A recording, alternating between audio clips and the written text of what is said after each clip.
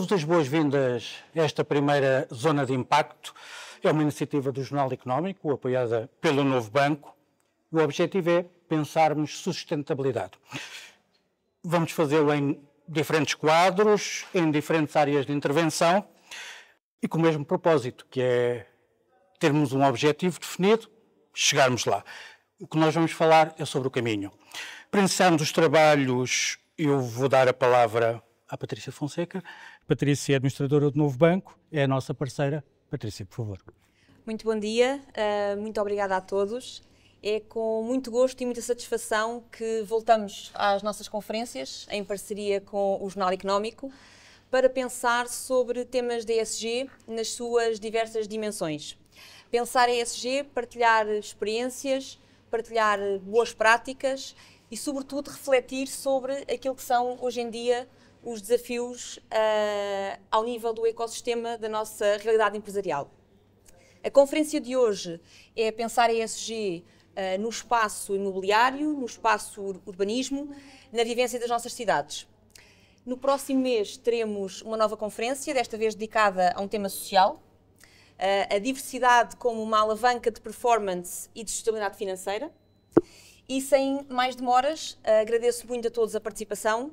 É muito importante também para o Novo Banco poder acompanhar estes desenvolvimentos e poder estar também nesta frente. Agradeço aos participantes e, naturalmente, aos nossos convidados, em primeiro lugar, os convidados especialistas, Jorge Catarino, José Cardoso Botelho, e também aos senhores presidentes da Câmara da Almada, de Oeiras e vice-presidente da Câmara de Cascais. Muito obrigada e um bom dia a todos. Obrigado, Patrícia. Está marcado o tom das intervenções e das conversas que vamos ter hoje.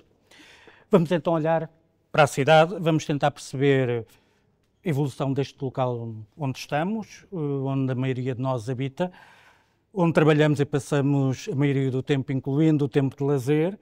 Tudo indica que cada vez mais será assim, o Jorge vai nos dizer isso, o que nos obriga a pensar a urbe e a fazê-la a tempo.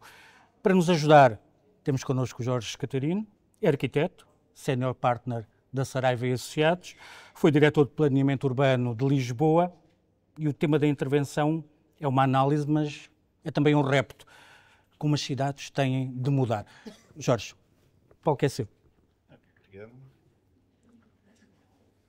Ora, muito bom dia a todos. Começo por agradecer o convite que foi feito pelo Jornal Económico e pelo Novo Banco, que fizeram à Saraiva. E cumprimento os autarcas aqui presentes para vos trazer à reflexão um tema que nos interpela a todos, a transformação das nossas cidades. Permitam-me que comece por uma constatação basilar. As cidades estão em permanente evolução, são verdadeiros organismos vivos, pulsantes e dinâmicos. No entanto, para direcionarmos essa mudança de forma eficaz, urge responder a uma questão fundamental. Que visão temos para as nossas cidades? Que cidades queremos deixar às futuras gerações e que modelos nos inspiram?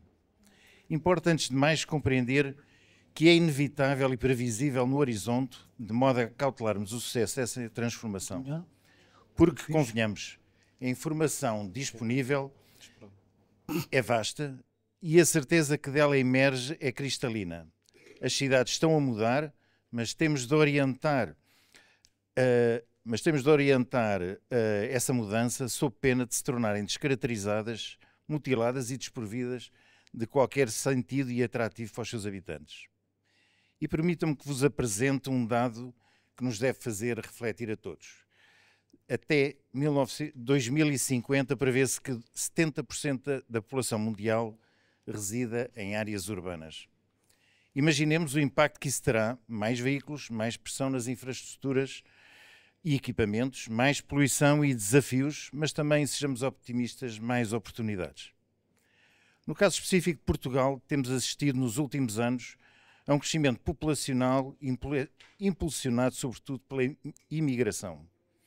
Contudo, este crescimento não se distribui de maneira uniforme no nosso território, bem pelo contrário. Verifica-se uma acentuada concentração nas zonas costeiras, em detrimento das zonas do interior, que enfrentam um preocupante despovoamento.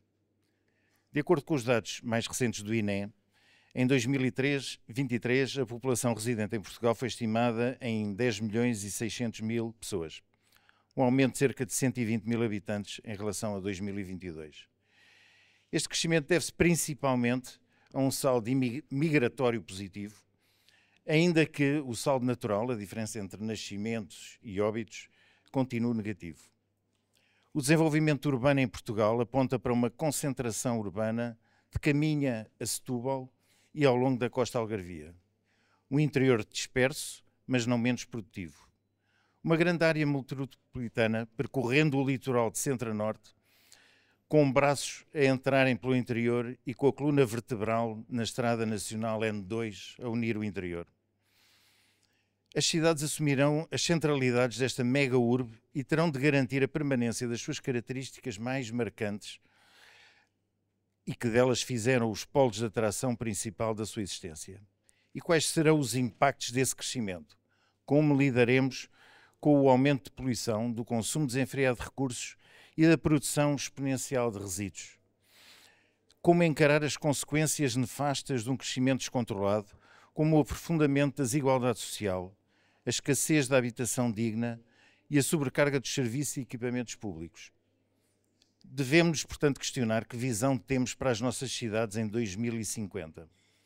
Ambicionamos lugares verdes e vibrantes ou resignamos a um cenário caótico de betão e poluição? As diferentes visões de futuro, desde cenários distrópicos a utopias urbanas, abundantemente retratadas no cinema ou através de exercícios com recurso à inteligência artificial, são imagens facilmente acessíveis, simultaneamente fascinantes e assustadoras. É neste contexto que vos apresento os 4 pilares fundamentais que, a meu ver, devem nortear a mudança das nossas cidades: a sustentabilidade, a tecnologia, a comunidade e a oportunidade. No que concerne à sustentabilidade, os reduzir a pegada ecológica das cidades através do recurso a energias renováveis, da gestão eficiente dos recursos e da promoção da mobilidade sustentável. Multiplicam-se os exemplos de iniciativas que podemos implementar, desde as coberturas verdes a hortas urbanas, até aos sistemas de aproveitamento de água da chuva e construções ecológicas, passando pela iluminação pública alimentada por energias limpas e pela criação de mais espaços verdes que contribuem para a melhoria da qualidade do ar, a redução do calor e o aumento do nosso bem-estar. Temos de atingir um equilíbrio entre a ocupação necessária e as alterações produzidas. A reabilitação urbana é disto um bom exemplo. No domínio da tecnologia, importa explorar o potencial das cidades inteligentes através da implementação de sensores, aplicações e inteligência artificial para optimizar a gestão urbana. Refiro-me a sistemas de transporte inteligente, iluminação pública adaptável, recolha de resíduos automatizada e monitorização da qualidade do ar. Mas, concomitantemente, não podemos descurar a segurança cibernética e a proteção de dados, desafios cruciais na era das cidades inteligentes. No que refere à comunidade, temos um papel fundamental a desempenhar. Criar cidades mais inclusivas e participativas, com espaços públicos que promovam a convivência e a diversidade. Temos de garantir o acesso à habitação condigna, escolas e hospitais de qualidade, centros culturais e espaços de lazer para todas as idades. A comunidade deve ter uma participação ativa na tomada de decisões e na procura de soluções para os problemas urbanos. A comunidade tem de ser mais informada, tem de ser sensibilizada e consciente de que não cabe ao Estado atuar em todas as áreas, mas que tem de apoiar e liderar. A responsabilidade tem de ser partilhada e assumida por todas as partes. Cada um de nós tem de refletir sobre o seu papel na construção das cidades melhores e sentir-nos orgulhosos dos objetivos atingidos. É tão importante a ação individual como a coletiva. Pode ser através de ações simples, realizadas dia a dia, como usar menos o carro, plantar árvores, separar o lixo e participar em projetos de voluntariado. Temos de ensinar e adotar hábitos sustentáveis e apoiar iniciativas que promovam a transformação urbana e protejam o património. Por último, no que concerne à oportunidade, importa interiorizar de quanto mais tempo demoramos a agir, menor será a probabilidade de sucesso da mudança. Não somos um país rico, mas atuamos como tal. Quanto mais adiamos, mais pagamos o preço da mudança. Quando impomos ao Estado o critério do mais barato, seja na aquisição de bens ou serviços, estamos a optar pela falta de qualidade e durabilidade. Em tempos ouvi um suíço dizer que nós devemos ser um país rico, quando viu como se tapavam buracos numa estrada. Nós não temos dinheiro para fazer mal várias vezes, dizia-me ele. Temos de fazer bem uma única vez. E tem razão. A oportunidade da mudança implica meios financeiros, humanos, liderança, organização e planeamento. Quando tivermos estes pilares bem assentes, então poderemos criar modelos, ensaiar estratégias, criar visões, projetar, fazer opções. Opções essas que podem passar pela comatação do tecido urbano e a sua reabilitação, quando os meios são escassos e há que otimizar recursos, pela construção em altura em zonas de expansão, optimizando o uso de espaço urbano, reduzindo o consumo da energia, aumentando a permeabilidade dos solos e da produção agrícola, como o caso das hortas urbanas. Pela utilização dos veículos elétricos e compartilhados, das bicicletas, dos teleféricos urbanos e dos percursos pedonais acessíveis para reduzir a poluição. Para valorização e aumento do espaço público, e aqui é exclusivamente aos municípios e à administração central que compete atuar, criar espaços públicos que atendam às necessidades de diferentes grupos de população, praças com Wi-Fi gratuito, parques de estacionamento, equipamentos de ginástica, cinemas ao ar livre, espaços de eventos culturais.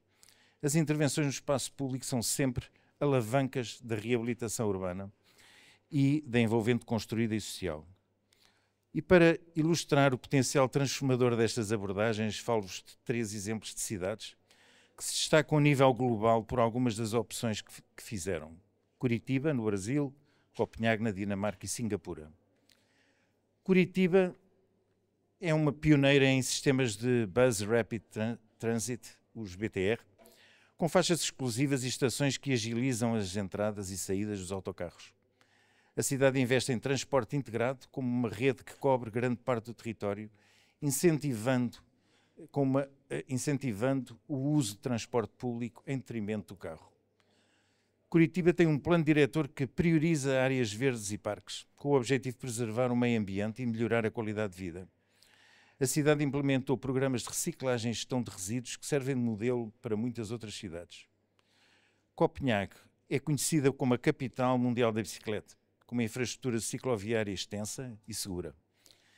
Pretende investir em energias renováveis e tem o objetivo de se tornar neutra em carbono este ano. Copenhague investe em espaços públicos de qualidade, como parques e áreas de lazer que incentivam a convivência e o bem-estar. A cidade tem um forte senso de comunidade e valoriza a participação cidadã no planeamento urbano. Singapura é um exemplo de planeamento urbano eficiente e com o uso otimizado do espaço e infraestrutura de alta qualidade. A cidade investe em tecnologia e inovação para melhorar a gestão urbana, desde o transporte público até a recolha do lixo. Singapura aposta fortemente em áreas verdes para compensar a grande carga de população urbana. Os jardins de Bahia, bem bonitos, são um ótimo exemplo para essa mesma aposta. Singapura investe em tecnologias verdes, soluções inovadoras para enfrentar os desafios da urbanização, como a gestão da água e a produção de energia. Estes exemplos demonstram que é possível construir um futuro urbano mais sustentável e humano, alicerçado num planeamento estratégico, investimento em infraestruturas e na participação ativa das populações. E para não se que restem dúvidas, permitam-me que reforce: não existem mudanças nem opções eficazes sem um planeamento rigoroso. Se o macroplaneamento deve ser da responsabilidade do poder central, com o apoio do poder local, já o planeamento municipal deve ser da exclusiva alçada do poder local. Planear não é tarefa fácil, reconheço. É um processo complexo que envolve diversas áreas, disciplinas, especialistas e entidades oficiais. Os procedimentos não são simples e tendem a complicar-se à medida que o conhecimento urbano se aprofunda. Novos estudos tornam-se necessários, novas relações de casualidade emergem, os impactos das nossas ações tornam-se cada vez mais difíceis de prever. Mas, apesar da complexidade, não podemos paralisar nem fazer mudanças deixando tudo como está. Como referi no início, as cidades estão em constante transformação, são organismos vivos. E essa mudança é impulsionada pelas pessoas, pelas suas escolhas, pelos seus desejos, muitas vezes sem que se percebam da forma como as cidades, por sua vez, as moldam. Por isso, pensem bem no futuro que ambicionam para as vossas cidades e para que a mudança que aí vem corresponda verdadeiramente aos anseios das populações. No final, todos temos de ser parte ativa nesta mudança. Mas qual o âmbito das intervenções de cada um dos atores, privados e público? Que visão temos para as nossas cidades? E aqui passo a palavra aos nossos principais oradores. Muito obrigado. Muito obrigado, Jorge. Obrigado pela análise, pelas ideias e pelas perguntas. Vão ser o ponto de partida para a conversa que vamos ter agora. E eu peço a Inês Medeiros, Presidente da Câmara de Almada, que se junte. Pode ser já na primeira cadeira. Isaltino Moraes, Presidente da Câmara de Oeiras. Nuno Piteira Lopes, Vice-Presidente da Câmara de Cascais. Agradeço a todos a vossa presença. Inês, vou começar por si. O primeiro pilar que foi apontado pelo Jorge foi o da sustentabilidade. Qual é o caminho a seguir? Então, mais uma vez, obrigada, em primeiro lugar, por me convidarem para estar neste debate e, de alguma maneira, partilhar aquilo que tem sido a visão, ou a tentativa, ou a estratégia a colocar em Almada. Dizer que, naturalmente, acompanho tudo o que foi aqui dito e apresentado pelo Sr. Arquiteto. Acho que todos nós temos a consciência que, neste momento, a sustentabilidade não é uma opção, é uma realidade incontornável. Eu acho que a primeira coisa que importa fazer é aquilo que nós tentamos fazer, até porque estamos ainda neste calvário que é a revisão dos planos diretores municipais, é juntar a área do ambiente à área do planeamento urbanístico. Ou seja, neste momento não pode haver planeamento urbanístico sem haver a preocupação ambiental em termos de sustentabilidade, em termos de todas as questões que foram aqui abordadas, mobilidade, qualidade de vida, espaços verdes, espaços desportivos e culturais. Agora, há aqui vários níveis de dificuldade. Muitas vezes nós tivemos um encontro aqui há tempos também sobre a mesma matéria e até com faculdade, agora não sei se era a Faculdade de Arquitetura, se era a nova, se era a clássica, enfim. Mas eu disse, cuidado, porque sempre que apresentam estudos e imagens que são muito bonitas e há muitas esplanadas, há muitos jardins, há muitas hortas para fim de semana e é tudo muito lazer. E eu acho que o grande desafio não é como é que a gente vive com qualidade nos momentos de lazer, é como é que nós respondemos àqueles que trabalham, àqueles que se deslocam todos os dias para o emprego, àqueles que, na realidade, não têm a liberdade horária, àqueles que têm que estar às X horas e têm que voltar às tantas horas porque têm os filhos para ir buscar e a família. E esse que é o grande desafio, porque todos nós sabemos para onde é que devemos ir chegar, mas as soluções não são simples. No coração delas está naturalmente as questões da mobilidade. A mobilidade numa zona como a nossa, não é? Estamos a falar da área metropolitana de Lisboa, é pensada pelo município e eu não posso estar mais de acordo que a estratégia local deve ser da exclusiva responsabilidade dos municípios, com metas a atingir, quer dizer, os municípios não estão aqui, ou pelo menos eu não defendo, que não haja diretrizes muito claras por parte do Estado Central. Mas depois, como é que se atinge esses objetivos, eu defendo que devem ser os municípios a poder fazê-los. Porque também são aqueles que respondem perante os cidadãos, se não o cumprirem. Mas isso também é uma questão basilar da democracia. Mas, e para não me alongar muito... Deixe-me acrescentar outra questão, outra camada em cima daquilo que está a dizer.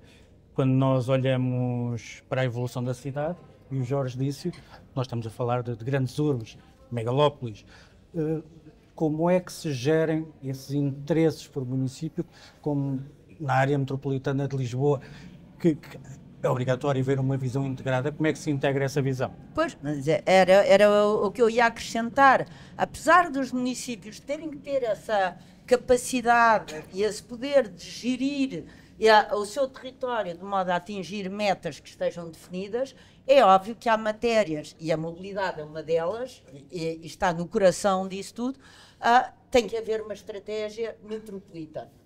Tem que se pensar em termos metropolitanos. Eu não tenho dúvidas, de facto, que as cidades não vão parar de crescer. Isso significa que temos que mudar o perfil das cidades. E, de facto, e para mudar, sinceramente, o perfil das cidades, temos que pensar o urbanismo não apenas como um espaço de vida ou de lazer, temos que pensar como é que até se adapta a questão. Tem que se pôr no centro, do meu ponto de vista, da reflexão, a questão laboral. Porque é essa que gera não só para além da habitação, como é óbvio, mas a habitação e a mobilidade estão os dois interligados. Se as pessoas trabalharem ao pé do sítio onde vivem, é mais simples. Mas isso, todos nós podemos desejar e trabalhar para a cidade dos 15 minutos, mas a realidade pode não ser essa e provavelmente não é essa. E, portanto, a zona onde se vive e se trabalha há de ser cada vez maior, e, portanto, significa que o desafio da mobilidade é cada vez maior, e, peço desculpa, estou sempre a cair, e eu vejo pouca reflexão onde a questão do trabalho esteja também no centro, exatamente ao mesmo nível que os espaços verdes, as instituições culturais, desportivas, tudo isso está certíssimo. Vamos pensar planificação, pelo menos é isso que nós sentimos, quer dizer, como é que nós respondemos a todos aqueles que sim, não podem ser nómadas digitais, têm horários que começam às 3 da manhã, o que nós, a boa velha classe trabalhadora, que é aquela que continua a ter que mover-se sistematicamente e que muitas vezes nestes planos de um urbanismo sustentável está extraordinariamente ausente. Portanto, é o desafio que eu deixo aqui para nos ajudarem a nós a refletir também autarcas. Obrigado, Inês. Exaltino, outro pilar é a comunidade. Outro dos pilares de futuro que o Jorge referiu. Dentro deste grande pilar está a habitação, o espaço público, estão os serviços, está a mobilidade. Os municípios do litoral têm espaço e condições de continuar a crescer ou vamos bater contra um muro e vai ser impossível encontrar a tal urbe enorme, estendida, aquela malha urbana que vai até Setúbal. Muito obrigado pelo convite e um cumprimento aqui aos meus colegas, que aliás já estamos habituados. Eu até suspeito que a maior parte dos nossos colegas que já não aceitam estas coisas, por estarmos sempre juntos, ultimamente participamos e, portanto, mas também o problema também é este. Há tantos eventos sobre sustentabilidade, durante este momento, a propósito da sustentabilidade do cão, do gato, do jardim, dos resíduos, há coisas de sustentabilidade todos os dias, para todos os gostos. E o problema é que há gente demais de uma ignorância total a falar sobre sustentabilidade. Portanto, é um palavrão. Alguém se lembra da Agenda Local 21? Já ninguém se lembra. Não é? Falou aqui em Curitiba. Bem, em primeiro lugar, faço minhas todas as palavras que disse, a todos nós, em relação à visão da sustentabilidade aplicada ao urbanismo, ao planeamento, às cidades. Portanto, acho que o senhor arquiteto disse tudo. O problema, e estamos todos de acordo com aquilo que disse, o problema tem a ver depois quando começamos a densificar cada um desses eixos que referiu. Esse é que é o problema. Escala. E então eu gostaria de fazer aqui um pequeno enquadramento. E que também é uma espécie de libelo acusatório à academia, não é? Porque, vejam bem, estamos aqui na Faculdade de Arquitetura. Quantos alunos é que estão aqui? 0. Portanto, a própria academia tem cá uma preocupação, não sei se estão a ver, é que os alunos ouçam, e com certeza que não é por desconhecimento, não sei se estão a ver, estão-se bem bando nisto. Mas depois fazem mestrados e doutoramentos em alterações climáticas, em polinizadores, nisto e naquilo, estão a ver? Hoje já para todos os gostos, doutoramentos, qualquer. Antigamente um tipo carregado de livros, um burro carregado de livros era um doutor. Agora temos doutores doutorados mesmo em coisas que realmente nos deixam surpreendidos. Ora bem, vamos então às cidades. E onde é que eu acho que a academia também tem estado a falhar? Reparem, nos últimos anos, e agora a propósito até da lei dos solos já nem se fala, cada vez se fala em urbanismo, aumentar a capacidade de urbanização, corrupção. Os autarcas são corruptos, são os malandros e, portanto, não se lhe pode entregar o planeamento e a possibilidade de alargamento da periferia das cidades, etc. Mas, altamente sabedores do nosso legislador, mas não é só o nosso legislador, os comentadores políticos, os jornalistas, não é? Que são especialistas em tudo, não é? Quer dizer, antigamente havia jornalistas especializados nesta matéria e naquela. Agora não, agora tudo é tudólogo, não é? Sabem tudo. E então o que é que acontece? Vejam bem, o que é que acontece? Ao nível das alterações legislativas que são feitas, aparecem realmente uma quantidade de gente a dizer que é um erro gravíssimo entregar às autarquias locais o planeamento da cidade e até vejam bem, até estão a dizer aos presidentes de Câmara, vejam lá, vocês têm que fazer a expansão da cidade na contiguidade dos aglomerados urbanos, como se os arquitetos, os engenheiros das câmaras municipais e os gestores, etc., etc., não soubessem isso.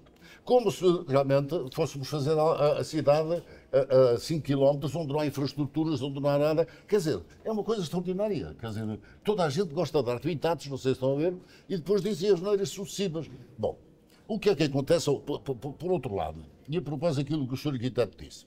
O anátema sobre as autarquias locais e o crescimento que se verificou nos últimos anos, digamos assim, nos últimos anos não, até 2008, até ao subprime, se calhar não é por acaso que o Banco Novo está associado a esta coisa. Até ao subprime, 2008, 2009, o que é que se verificou? Construíam cerca de 100 mil casas por ano. A partir daí não chegou a 7 mil. Em vários chegaram-se a construir 600, 700 casas por ano. Tivemos anos em que se construíram 8 apartamentos no ano. Por outro lado, reparem, fala-se muito em desordenamento do território. Ainda estou no enquadramento, já agora. Fala-se muito no desordenamento do território. E então esquecem-se que aquilo que estes presidentes de Câmara estão a fazer nos últimos 30, 40 anos é o ordenamento do desordenamento que veio do passado. Nem que toda a gente fala no momento atual e todo o mundo se esquece que, na realidade, até aos anos 80, quem é que planeava em Portugal? Era o técnico de onde? Ninguém sabe. Ninguém se lembra. Hoje falam das CCDRs. Então ia de GOTGU, agora de GOTDU, que era a Direção-Geral do Ordenamento do Território e Urbanismo. Então ia de GERU, que era a Direção de Gestão do Urbanismo por aí fora. Ora bem, quem eram esses técnicos que ninguém conhecia, que ninguém escrutinava, que ninguém elegia? Qualquer promotor imobiliário chegava à Câmara Municipal com um loteamento e dizia assim, já tenho aprovado uma de GOTDU. E claro, estava mesmo. Ora bem, o que é que acontece? Na realidade, os municípios, só a partir de 84, 85, é que começaram a ter competências de planeamento do território. Eu que sou presidente da Câmara, vejo bem, fui eleito a primeira vez há 40 anos.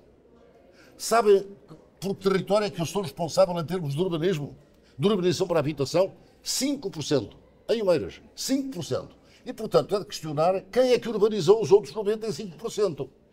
Ora bem, foram todos urbanizados, imaginem, pelo Salazar e pelo Marcelo Caetano. Ainda antes do 25 de Abril. Portanto, a urbanização deste terreno, eu estou neste momento ainda a desenvolver programas em terrenos que foram urbanizados no tempo do Marcelo Caetano. Outro dado que as pessoas esquecem. Construíram-se mais casas nos anos 60, em 20 anos apenas, do que nos 50 anos seguintes. Aquelas 2 décadas foram dramáticas. Coincidiram também com a Guerra Colonial e o Estado não teve capacidade para impedir a urbanização desenfreada, o aparecimento dos bairros de barracas, os bairros clandestinos, e esquecem-se que tem sido os presidentes de Câmara do 25 de Abril, não é? Quer dizer, do Estado Democrático, que tem resolvido o problema das barracas e dos bairros clandestinos. Centenas de bairros, agora chamam-lhe bairros de géneros ilegal, não é? Centenas de bairros de género ilegal. Ora bem, o que é que se verifica então nos últimos anos? Mercê do que aconteceu com o subprime, etc, etc. Desapareceram alguns terrenos urbanos, urbanizáveis, não é? Eu costumo dizer que a Lei 31, portanto eu dou de barato tudo o que diz sobre a sustentabilidade. Vamos inteiramente de acordo, é assim. Mas também já vou insistir nessa questão. Ora, o que é que acontece? Os terrenos das áreas metropolitanas, designadamente da área metropolitana de Lisboa, quando em 2008, 2009 havia realmente muita construção, havia muitas casas para venda, nessa altura os presidentes de Câmara também eram todos bandidos. Quer dizer, era tudo uma malandragem que tinham aprovado não sei quantos terrenos, havia casas que não se conseguiam vender por aí fora, e a banca tem um problema de sustentabilidade também. Vejam bem, de stress. As famílias podem aguentar o stress toda a vida. Não é? As famílias têm uma capacidade de resistência extraordinária que podem andar estressadas a vida toda. Um banco, se tiver 5 anos sem stress, já não aguenta. Não é? E, portanto, o que é que eu quero dizer com isto? Emprestam dinheiro mediante hipoteca dos terrenos, não sei se estão a ver, há uma crise, não é? O terreno é avaliado em 20 milhões, emprestaram 5, mas bem a crise dá cá os 5 milhões, ou então ficamos com o terreno. Ao fim de 5 anos, porque o terreno naquela altura ninguém o compra, não sei se estão a ver. Ao fim de 5 ou 6 anos, já quem deu os 20 ou 30 milhões, mas entretanto o banco já vendeu ao outro por preço contabilístico, não sei o que e tal, estão a ver. E portanto não aguentam o stress, não é? E portanto, mas tudo isto faz com que os terrenos aumentem em exponencial. Bom, mas é porque os promotores imobiliários são malandros? Não. É que um terreno, mesmo um terreno que seja urbano, para ser urbanizado, demora entre 4 a 10 anos a ver aprovado um plano de pormenor. E não pensem que culpa que é das câmaras municipais. Atenção, não é das câmaras municipais. Quando surgiu em 2008 toda esta situação, o que é que aconteceu? Um ministro, curiosamente num governo de direita, que vinha entusiasmado com a sustentabilidade, ó Sr. Arquiteto, vinha entusiasmadíssimo com a sustentabilidade e com o ambiente, estou a referir ao Jorge Moreira da Silva, fez um relatório sobre as alterações climáticas em Bruxelas, convenceu-se que ele é que fez o relatório, não sei se está a ver, não se percebeu que quem fez o relatório foram os funcionários da Comissão, com a doutrina da Comissão, não é? E claro, chega aqui a Portugal, vamos lá trabalhar esta malandragem toda e esta especulação imobiliária e aplica-lhe ali a Lei 31 de 2014 e acabou com os solos urbanizáveis. O que é que aconteceu a partir daí? Subida exponencial, e quando chegamos a 2017, 2018, já não havia casas à venda no mercado e os terrenos tinham triplicado de preço. No caso do Oeiras, eu comprava a 400 euros o metro quadrado em 2012 e agora dá cá 1.600. Bom, depois faz habitação pública nesses terrenos. Bom, ora, o que é que acontece? Temos uma extrema-esquerda em Portugal miserável. Uma extrema-esquerda miserável. Reparem, nos municípios, como na administração central, eu termino já. Nos municípios, como na administração, mas eu tenho que mandar estes recados, não sei se está a ver. Nos municípios, como na administração central, a estabilidade política, a governabilidade e a continuidade de políticas é fundamental. Para dizer o quê? Em Oeiras, em 1985, éramos um município deprimido, tínhamos quase à volta do 28º orçamento do país, hoje somos o segundo município do país, somos o primeiro na maior parte dos indicadores económico-sociais, não sei se está a ver, geramos o segundo maior produto, o produto interno bruto a nível nacional, logo a seguir a Lisboa, e tudo isto porquê? Mérito do Presidente da Câmara? Não, mérito de todos, não sei se está a ver, mas mérito da continuidade de políticas, não é? Ora, por que razão é que as coisas vão correr mal nos próximos anos? Vão correr mal porque, repare bem, não há um governo metropolitano, aqui a Inês falou nisso. Na verdade é uma mentira, é uma falácia em que todos nós andamos, não é? Porque não é possível haver políticas integradas na área metropolitana de Lisboa, não é? Se porventura não houver um governo metropolitano, se não houver uma voz metropolitana. O crescimento das cidades.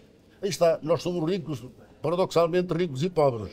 Eu há pouco tempo estive em Londres e apercebi-me que perto do Piccadilly, a 500 metros do Piccadilly, estão a nascer torres brutais. Há 15 dias estive em Bruxelas e à volta da Gran Plaza, a 300 metros, estão a introduzir torres enormes. Em Portugal, faz-se uma torre, é o fim do mundo, não é? É o fim do mundo. Mas, e há outro problema mais grave, e termino por isso. Em Oeiras, por exemplo, nós tínhamos 10 hectares de espaços verdes em 1985. 10. O espaço verde convencional. Hoje temos 200. E estamos a preparar mais 400. Quer dizer, dentro de 3, 4 anos teremos 600 hectares. Vejam bem, em 40 anos, ou 50, não chega a 50 anos, passamos de 10 hectares para 600. Ora, o que é que acontece? A extrema-esquerda, não sei porquê, adora Oeiras. E então gosto de ir para lá viver. Estou a falar da extrema-esquerda de coqueluche, não é? Quer dizer, aquela tinta e caviar. E então, lá vão eles viver para Oeiras, aqueles apartamentos bons e moradias espetaculares, e então dizem, mas atenção, dizem todos os dias, nós não queremos mais gente em Oeiras. Nós não queremos mais gente em Oeiras, estamos aqui tão bem, portanto não há hipótese. A Câmara Municipal é absolutamente responsável pelo mau ambiente, pelas torres que estão aí a surgir. Quanto às torres, o índice de construção é rigorosamente o mesmo, pura e simplesmente, em vez de ter um espaço, esta sala toda cheia de blocos, de apartamentos, não é? É, digamos, 1/3 da sala é ocupada e o resto fica libertado para espaços verdes. Ora bem, problema cultural, problema de educação, a questão, portanto, é esta. Como é que nós podemos caminhar no sentido que o Sr. Arquiteto referiu, e com o qual estou inteiramente de acordo, se temos uma comunidade política, uma comunidade, como é que eu ia dizer, mesmo os portugueses com falta de educação, a comunidade política ignorante, a comunidade, digamos assim, jornalística e tal preguiçosa, e uma comunidade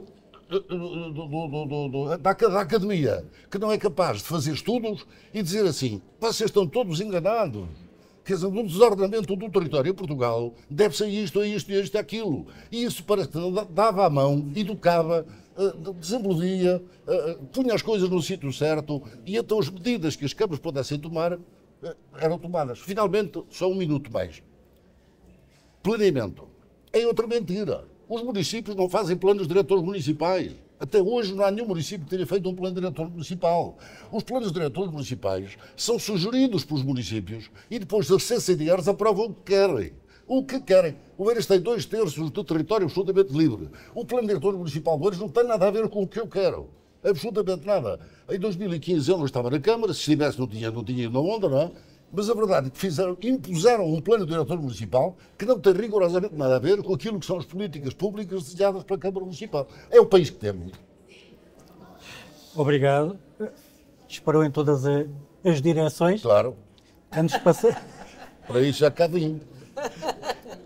Antes de passar ao Nuno, vou só perguntar à Inês, no meio daqueles protagonistas todos, os protagonistas privados, os agentes privados, como é que podem colaborar para concretizar uma ideia mais sustentável de cidade ou para resolver estes problemas todos que o Isaltino estava a referir?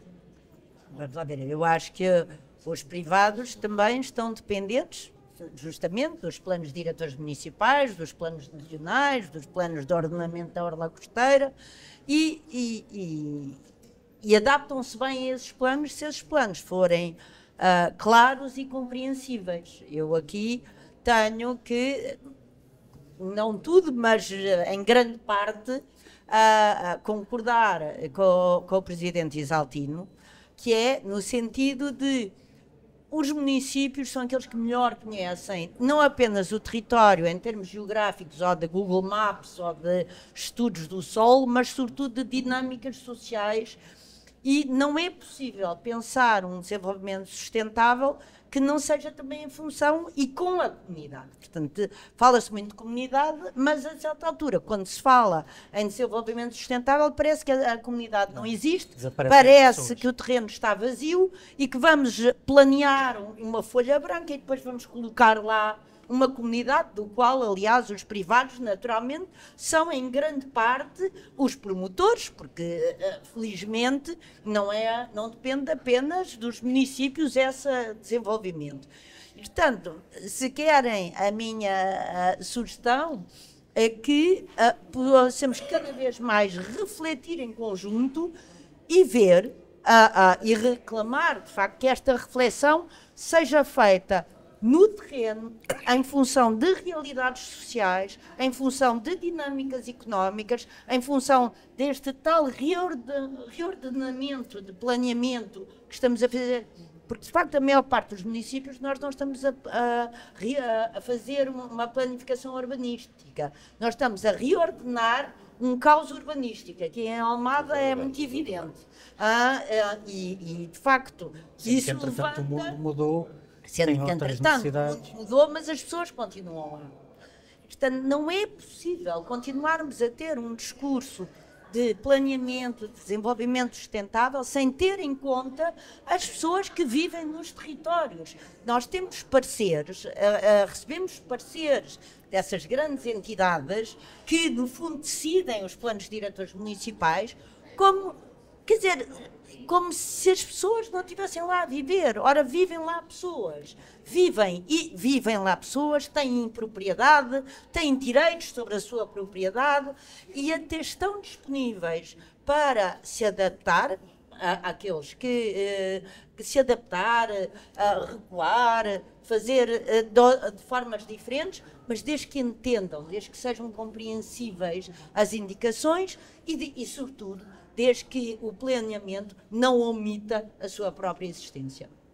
E, portanto, aos privados, respondendo à sua questão, juntem-se a nós para sermos, de facto, uma voz mais ativa e dizer o planeamento faz-se, o Estado Central deve indicar, como bom regulador que deve indicar metas, objetivos, tudo o que quiser. O planeamento, fazer todo um enquadramento, não tenho dúvidas sobre isso, sou a favor de reservas nacionais, de terrenos, de tudo. Depois, a aplicação disso deve ser ao nível local ou regional, neste caso metropolitano, não tenho dúvidas também que é importante que parte dessa reflexão se faça ao nível metropolitano. Não é com as CCDRs atuais e a forma de aprovação dos instrumentos de gestão do território atualmente pelas CCDRs que vamos lá. Não é assim. Isso aí é só um bloqueio sistemático e o tempo, como diz, o tempo é precioso, quanto mais atrasamos, pior é, e ainda temos muito esta ideia que preservamos abandonando. Ora, nada, não há um filho, um animal, uma obra, um trabalho, nada que cresça com saúde se for abandonado. E o nosso território, o nosso ambiente, também não. Já vamos voltar à gestão. Antes disso, Nuno, outro dos pilares que o Jorge apontou foi a tecnologia. Até que ponto é que as cidades inteligentes, os mecanismos, as soluções tecnológicas podem contribuir para resolver estes estrangulamentos de que estivemos aqui a falar? Muito obrigado, muito bom dia a todas e a todos. Eu acho que a tecnologia pode e deve ser um pilar fundamental para resolver muitos destes problemas se efetivamente utilizarmos a tecnologia para resolver o problema das pessoas, porque hoje e nos dias de hoje e com a tecnologia que temos à disposição dos municípios, efetivamente há muita coisa que não faz qualquer sentido e a tecnologia veio ajudar a resolver muitas dessas questões. Nós em Cascais começámos há muitos anos atrás a apostar fortemente na tecnologia, mas focada na resolução dos problemas das pessoas, focada na resolução de quem precisa e quem utiliza os serviços do município para, de uma forma mais rápida, mais célere, poder ajudar a resolver esses mesmos problemas.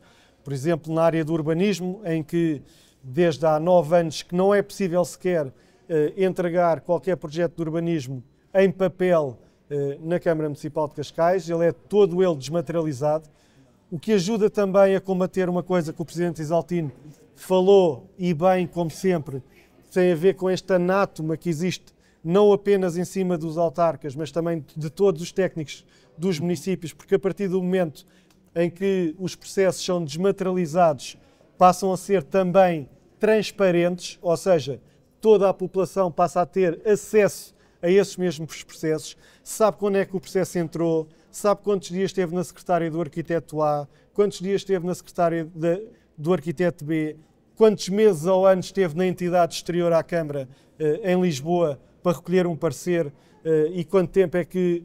porque às vezes as pessoas pensam, um processo na Câmara demora 2 anos a licenciar, mas muitas vezes vamos fazer as contas e desses 2 anos teve 1 ano e meio a recolher pareceres fora do município. E, portanto, tudo isto fica transparente para todos. Por outro lado, criámos o Centro de Comando e Controlo do município de Cascais, onde passámos a tratar o município como um único município. Muitas vezes acontecia o pai que pagava as refeições do filho na escola não era o mesmo pai que metia o processo de urbanismo, porque não era possível associar à mesma pessoa, ou o que pagava a conta da água depois era... Ou seja, nós temos 206 mil municípios neste momento, mas às tantas tínhamos 5 milhões de clientes, porque não havia esta sincronização que a tecnologia permite fazer. Nós hoje conseguimos interligar tudo isso.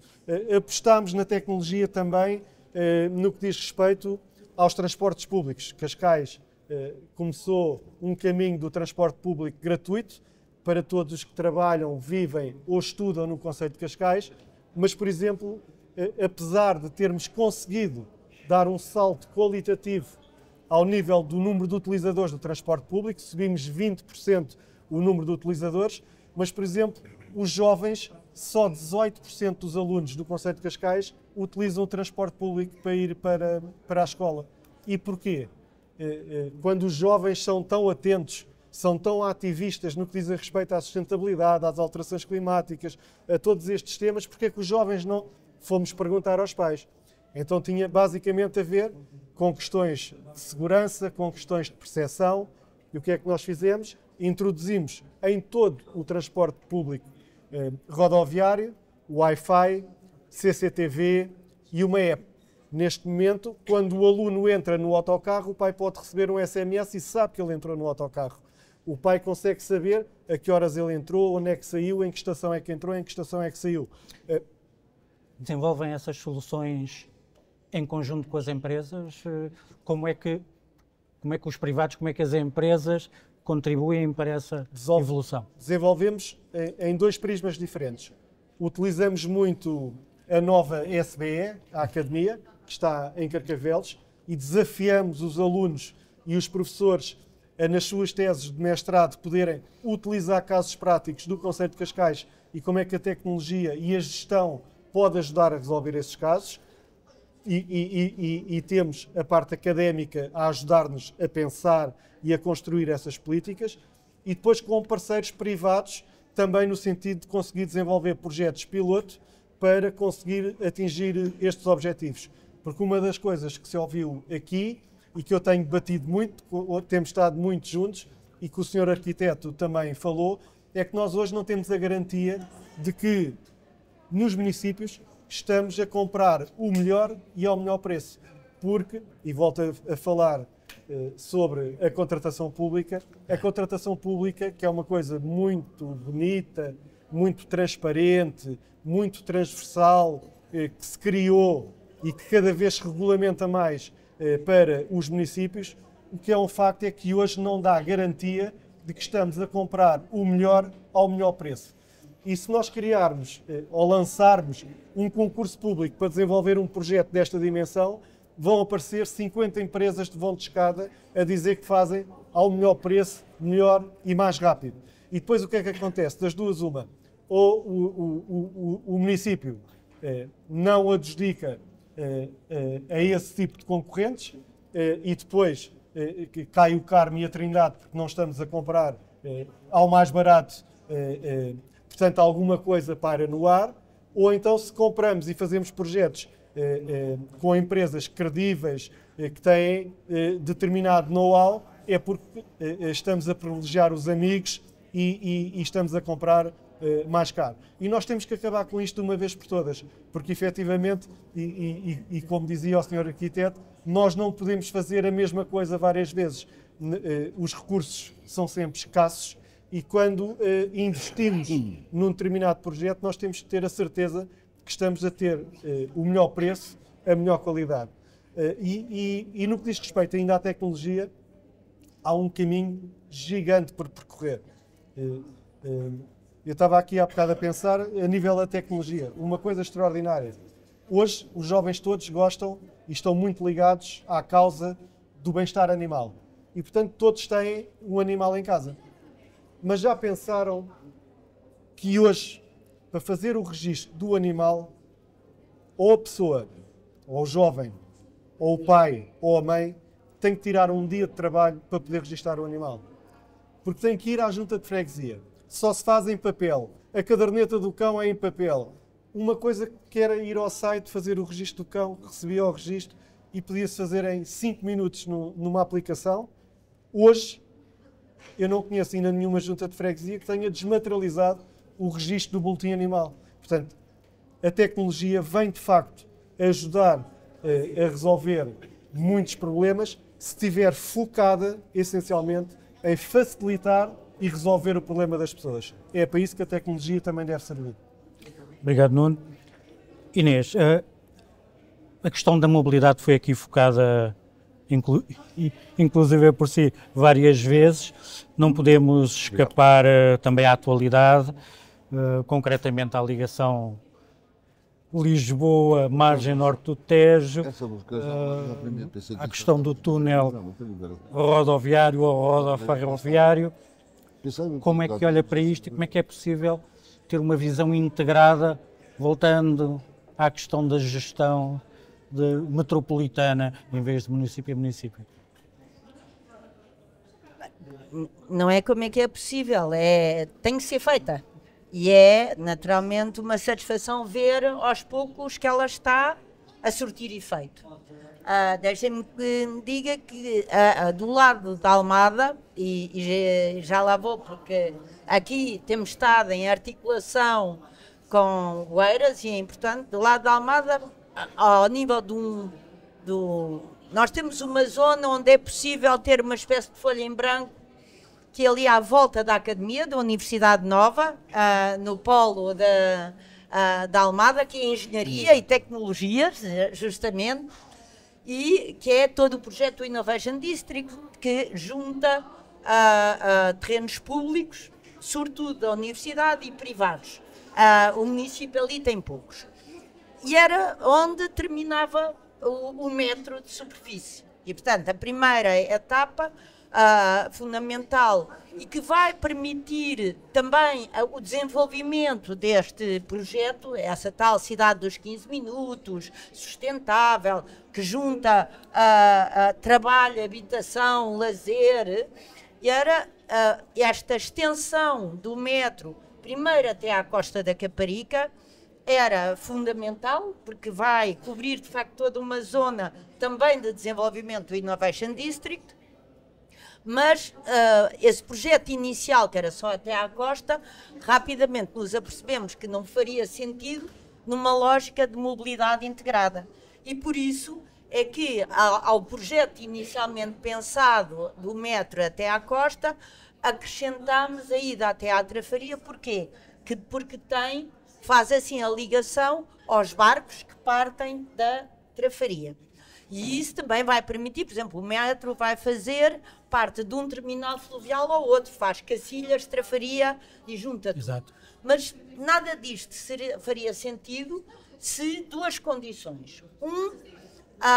Que é o passo seguinte, que eu acho que é fundamental e que podemos fazer rapidamente, que é, e já estamos, aliás, em conversações com a Transtejo, que é aquele navio que parte da Trafaria, Porto Brandão Trafaria, em vez de ir ter a Belém, que é um transporte turístico muito agradável, mas que serve muito poucas pessoas, há poucas pessoas que vão trabalhar para Belém, mas poder servir Algés, que é uma verdadeira interface de transportes, e há imensas pessoas da margem sul que não trabalham em Lisboa, trabalham em Oeiras, trabalham em Cascais, trabalham em Sintra, e de repente poderem optar, mais do que ir para Cacilhas, poderem optar ir diretamente para Algés e dali nesta tal mobilidade para quem trabalha.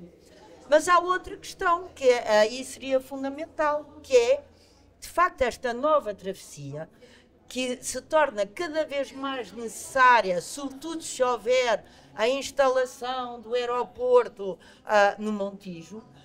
não tenhamos ilusões. Toda a carga que essa infraestrutura grande vai criar, não é no Montijo agora, é em Alcochete, mas pronto, é naquela zona.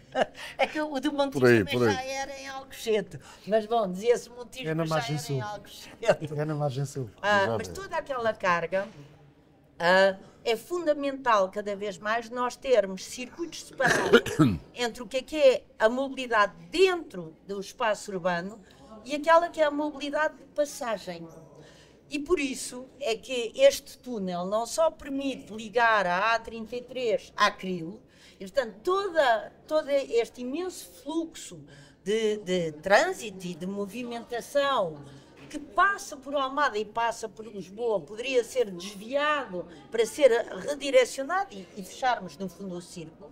Mas também há outra coisa, é que eu também acredito que a fazer-se um túnel, então que o metro passe nesse túnel, que haja de facto, façam como entenderem. Eu acharia mais lógico, já que o metro está quase ali, o metro poder levar até Algés. Acharia maravilhoso, maravilhoso. Ou então outro transporte público. Mas tem que, quer dizer, temos que ter esta lógica de criar verdadeiras interfaces, verdadeira complementaridade, sendo certo que na política de mobilidade também não vale a pena, como às vezes eu vejo uns estudos, achar que os interfaces e a complementaridade funcionam. Se eu tiver que apanhar 3 ou 4 transportes públicos para chegar ao emprego, vou mais rapidamente, mesmo com o trânsito, vou lá mais rapidamente no meu carro individual e felizmente agora o preço já baixou e isso foi uma coisa ótima. Portanto, quando nós falamos de complementaridade, é também reduzir o número de transportes que alguém tem que apanhar. Uma passagem de um para o outro, vá que não vá, 2 no máximo. Mais do que isso não dá. Portanto, todos os grandes projetos que eu tenho visto de mobilidade, onde de repente alguém que vive na Charneca tem que apanhar um autocarro, depois do autocarro tem que apanhar o metro, depois o metro vai apanhar o barco e do outro lado ainda vai. E isto é uma realidade. Isto é uma realidade que nós temos nos nossos municípios. Há pessoas que supostamente agora têm um autocarro que os pode levar até ao metro ou até diretamente ao barco, depois do barco ainda vão ter que tomar ou o metro ou o comboio e depois ainda o outro autocarro. Não pode ser. Portanto, temos que arranjar formas de ter um sistema de transporte que é fluido, que reduz o número de mudanças e que aí sim é realmente eficaz e faz uma verdadeira diferença na vida das pessoas, porque de facto reduz muito o tempo que perdem, porque o fator tempo é essencial também, não é apenas o fator económico. Obrigado, Inês. Isaltino, o Jorge sublinhou a necessidade de se aproveitar a oportunidade antes que seja tarde. Para nós, em Portugal, isso significa também aproveitarmos da melhor forma os recursos que temos disponíveis, nomeadamente os fundos europeus. Acha que têm sido aproveitados da melhor forma para o desenvolvimento das cidades? Bom, para já de uma nota prévia que passou, o problema da expansão das cidades e o crescimento das cidades realmente é irreversível, não é? E aqui na área metropolitana de Lisboa, naturalmente que é a grande metrópole do nosso país. E, portanto, há uma opção que mais tarde ou mais cedo vai ter que ser feita, que é a construção em altura. Eu não percebo, mas há realmente muito preconceito em relação à construção em altura. Mas, na realidade, eu devo dizer que em Oeiras algumas experiências já temos e outras estão a ser desenvolvidas, realmente tem uma vantagem. Nós vamos poder ligar, por exemplo, o Parque dos Poetas às fontaninhas da Praia de Paços de Arcos. Vai ser um espaço extraordinário. No entanto, há pessoas que realmente criticam. Mas quem critica, quero dizer, é uma coisa curiosa. Não é a população. Não é a população. A população está de acordo. Curiosamente, quem critica são os partidos políticos. É uma coisa estranha. Porque os partidos políticos já criticam. Bom, portanto, há que haver aqui um trabalho no sentido de criar condições para que as pessoas compreendam as vantagens da construção em altura. A construção em altura suscita muita inveja, não sei se está a ver. Quer dizer, e então a extrema-esquerda tem muito useira e beseira nisso, em despertar os sentimentos de inveja nos pobres. Não é? Ou na classe média, às vezes os pobres não querem, coitados, não têm inveja de ninguém. O problema é aquela classe média ascendente, não é? E portanto que realmente os apartamentos com vista para a praia são muito mais caros, estão a ver, aquilo é só para ricos. Como se os ricos não precisassem ter casa também, não é? Bom, e portanto são ricos, mesmo classe média que tinha condições para pagar 500 mil euros por um apartamento. Bom, a segunda questão realmente tem a ver com a habitação pública, eu chego aí ao PRR já. É indiscutível que é possível fazer habitação pública a preços que correspondem àquilo que, de alguma forma, é o bolso da classe média baixa, para não falar já das famílias mais carenciadas. E reparem, outro aspecto também que nunca é referido. Com frequência se diz há não sei quantas casas de volutas, milhares de casas de volutas. Eu há pouco falei-lhes nas casas construídas nos anos 60 e 70. Além de serem muitas, não é? Mais do que os 50 anos seguintes, foram mal construídas. Foi o período em que não eram nem arquitetos nem engenheiros a fazer os desenhos. Eram desenhadores, não é? E predominavam os patos bravos, os chamados patos bravos, com o devido respeito, não é? Mas eram normalmente pedreiros que ascendiam encarregados faziam um prédio de 8 apartamentos e depois iam crescendo e houve uma geração de grandes empreendedores, não é? Que estão todos a desaparecer, não é? E foram substituídos agora pelos fundos, pelo grande capital, que é quem está a fazer a habitação em Portugal. Ora, o que é que acontece? 40% desses prédios construídos nos anos 60 e 70 carecem de requalificação. E é por isso que estão abandonados. Vejam bem, de todo o universo de prédios que precisam de requalificação, apartamentos, 40% são dos anos 60 e 70. Ora, PRR. O PRR devia fazer-nos lembrar, devia fazer os políticos corar de vergonha.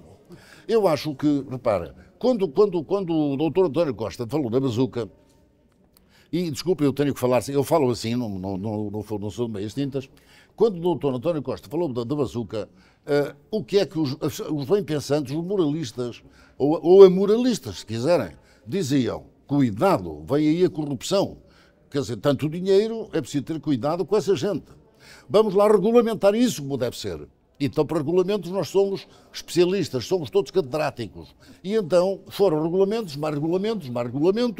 mais controle daqui, mais controle de além, etc, etc. E a dado momento chegam à conclusão que, afinal, começava a haver alguns estrangulamentos na utilização do dinheiro. Então, e agora o que é que se diz? Já não é, vem aí a corrupção. Agora não conseguimos gastar o dinheiro. Agora o dinheiro volta para Bruxelas. E eu digo, volta.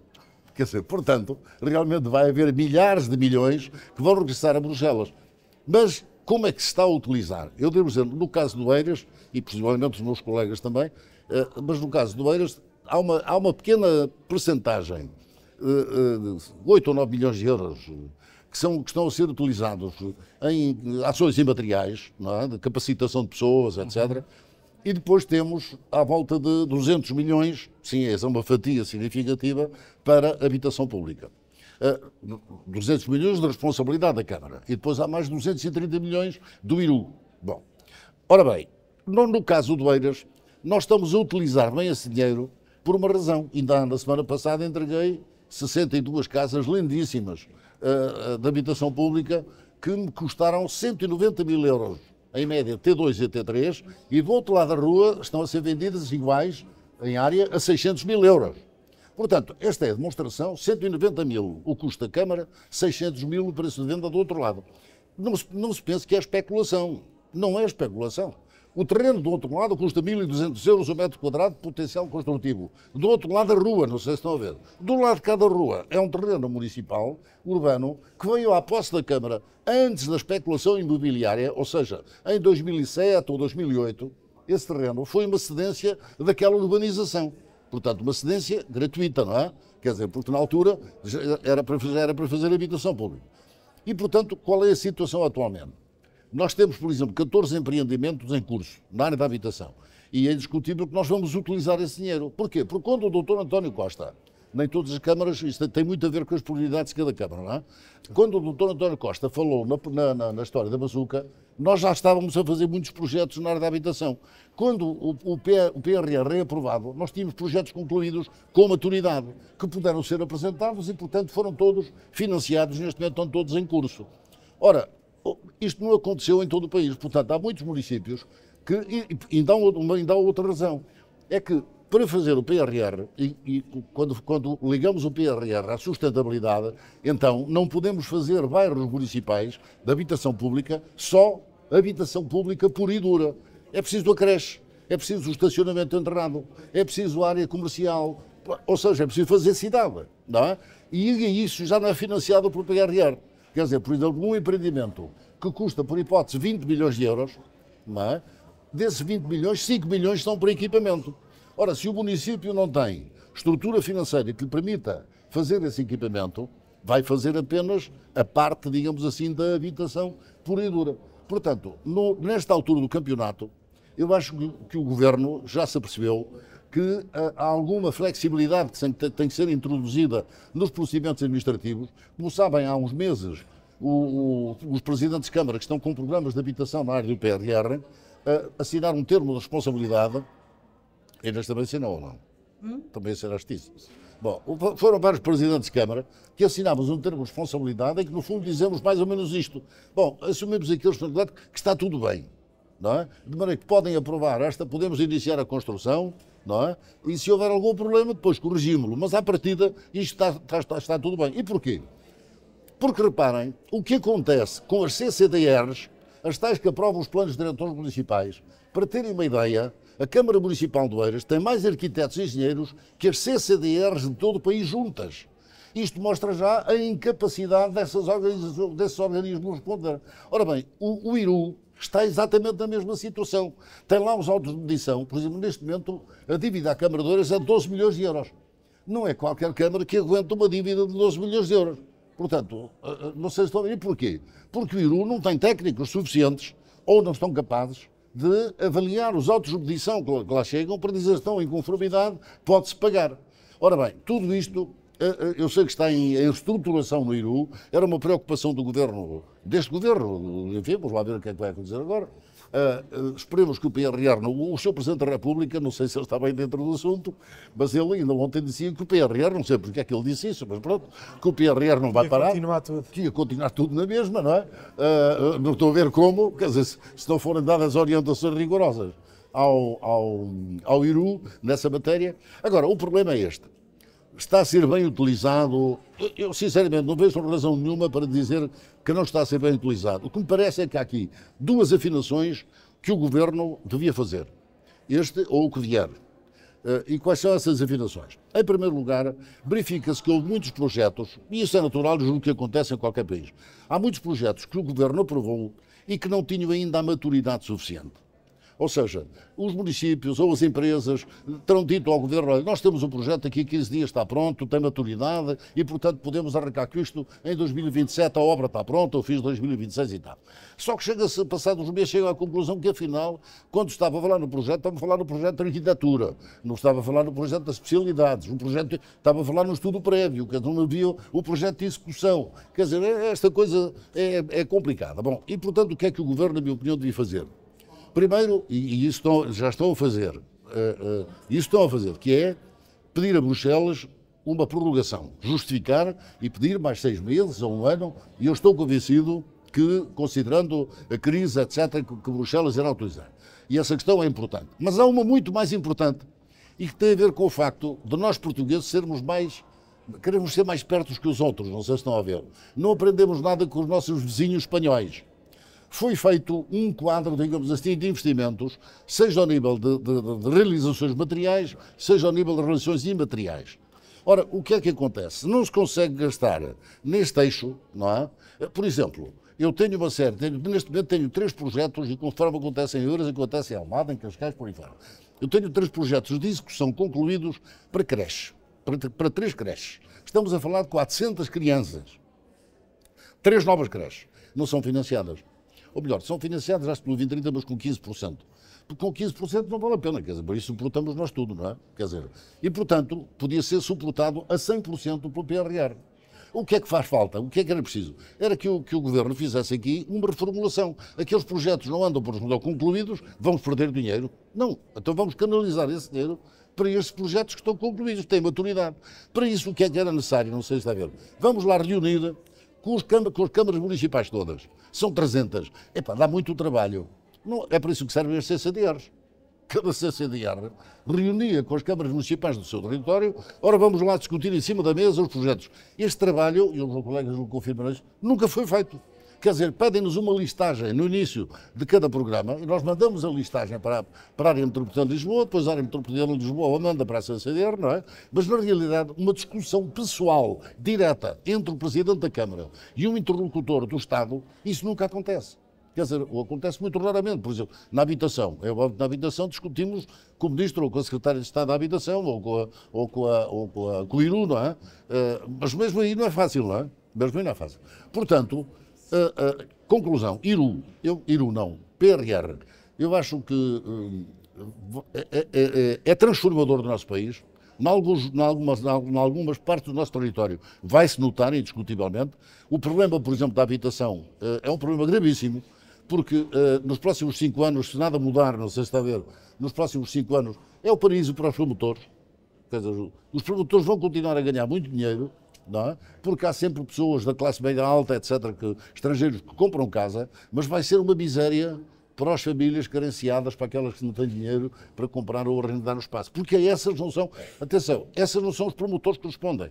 Quem tem que responder é o Estado. Nós temos que passar destes miseráveis 2% de habitação pública que temos para 10% no mínimo. Quer dizer, e para isso é necessário, olha, aqui em Almada ainda tem barracas, a Amadora tem barracas, Lisboa começa a ter barracas outra vez, debaixo da ponte, ainda havia debaixo de um viaduto, uma quantidade de tendas. Repara, vivemos uma situação em que os presidentes de Câmara perdem a autoridade para agir. Porque se vão retirar alguém que montou uma barraca no Terreiro do Paço, não sei se está a ver, são mais os que são a favor que a barraca lá esteja do que saia. E porquê? Justamente porque não há alternativa. Quer dizer, a pessoa sai, deixa a tenda, deixa a barraca, vai para onde? Não é? Ora bem, o PRR é realmente uma oportunidade extraordinária de fazer mais habitação pública, mas para isso, e termino, para isso voltamos ao mesmo que tem sido o meu combate, a alteração da lei dos solos, reconverter solo rústico em solo urbano.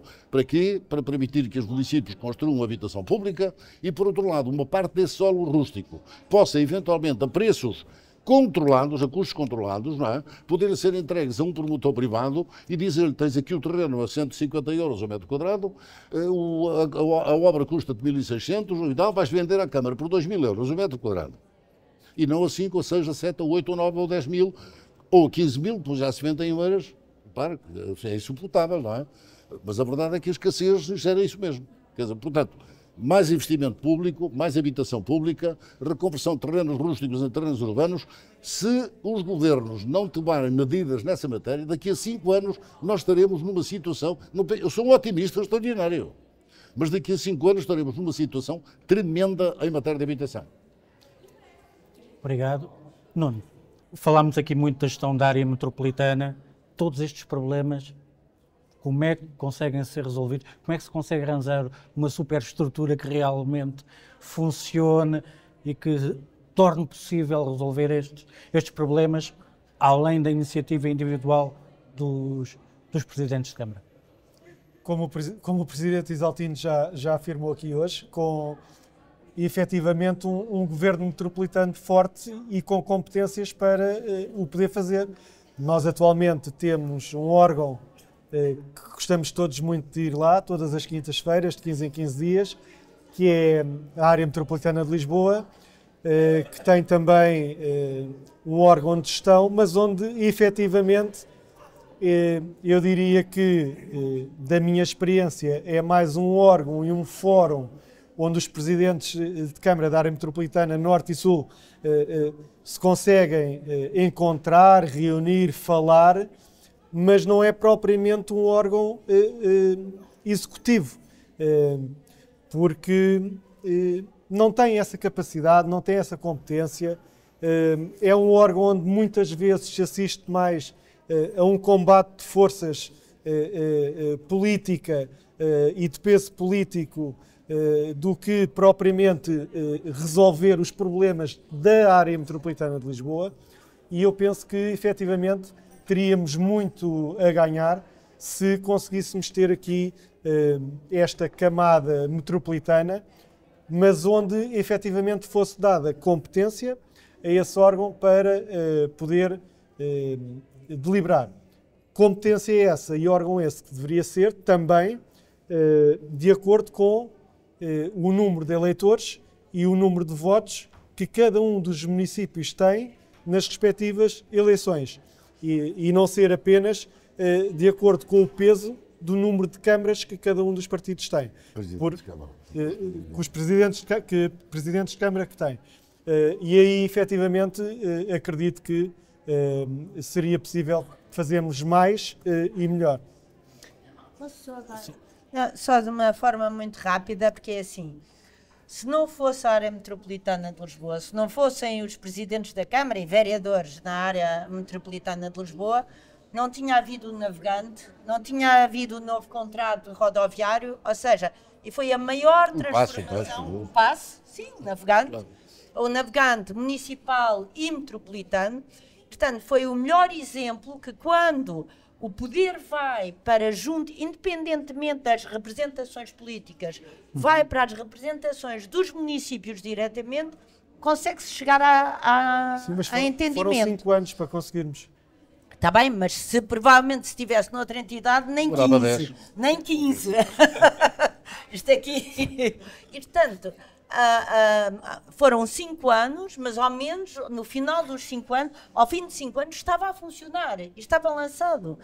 E, portanto, devíamos olhar para esse exemplo para perceber que, assim, as autarquias, os presidentes, os vereadores têm. A questão do tempo é fundamental. Nós temos um mandato. Nós temos um mandato de 4 anos. De 4 em 4 anos temos que prestar contas. E, portanto, não podemos arrastar infinitamente temas com mais um estudo, com mais uma coisa, com mais uma percepção, com mais isto, porque temos que prestar contas. E a democracia, de facto, só funciona se tiver rosto.